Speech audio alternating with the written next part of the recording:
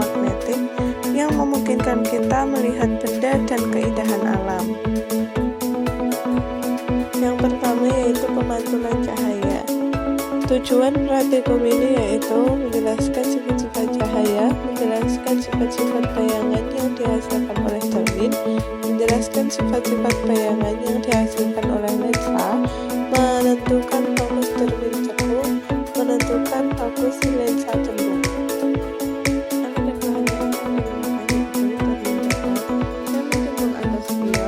Cermin cekung atau sendok, handphone, busur derajat, kertas putih, lilin, dan layar celah cahaya. Percobaan yang pertama, pemantulan cahaya pada cermin. Susunlah lampu senter dan celah cahaya di depan cermin datar, kemudian nyalakan lampu senter dan amati jalannya berkas cahaya. Pada saat sebelum dan sesudah mengenai cermin datar, gambarkanlah jalannya berkas sinar tersebut sehingga tampak sudut datang dan sudut pantulnya. Kemudian ukurlah besar sudut datang dan sudut pantulnya menggunakan busur derajat. Yang dihasilkan adalah 30 derajat, jadi dapat disimpulkan sudut datang sama dengan sudut pantul sesuai dengan hukum pemantulan. Selanjutnya, letakkan bayangan sebuah hal yang di depan cermin datar dan amati bayangannya. Catatlah sifat-sifat bayangan yang dibentuk oleh cermin datar tersebut.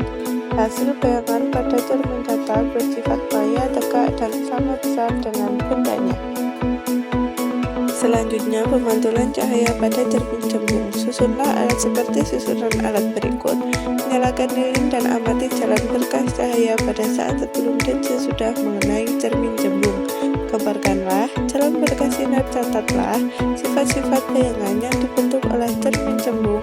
Hasil menunjukkan cermin cembung memantulkan sinar cahaya, menyebar atau divergen, dan bayangan yang terbentuk selalu bersifat maya, tegak, dan diperkecil. Selanjutnya, pemantulan cahaya pada cermin cekung. Pertama, susunlah alat seperti susunan alat berikut. Kemudian nyalakan lilin dan amati jalannya berkas cahaya sebelum dan sesudah mengenai cermin cekung. Gambarkanlah jalannya berkas sinar. Catatlah sifat bayangan yang dibentuk oleh cermin cekung tersebut. Aturlah jarak benda dan letak layar agar pada layar tersebut bayangan jelas dan tajam. Ukur jarak benda dan jarak bayangan, hasil menunjukkan bayangan terbentuk nyata pada layar, bayangan bersifat nyata dan terbalik. Kemudian geser benda menjauhi cermin cekung, amati pada jarak tertentu bayangan benda akan menghilang. Ukur jarak benda dari cermin cekung dan ukur jarak bayangan yang dihasilkan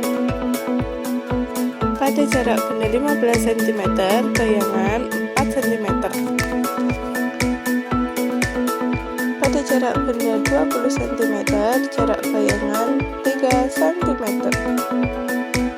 Pada jarak benda 25 cm, jarak bayangan 2 cm.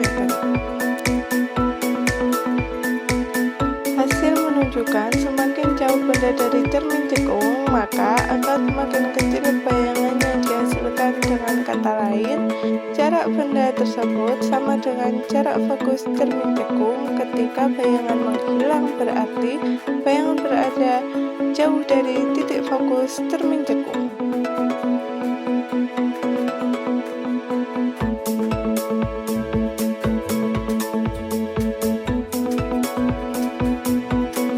Percobaan pembiasan cahaya dengan balok kaca.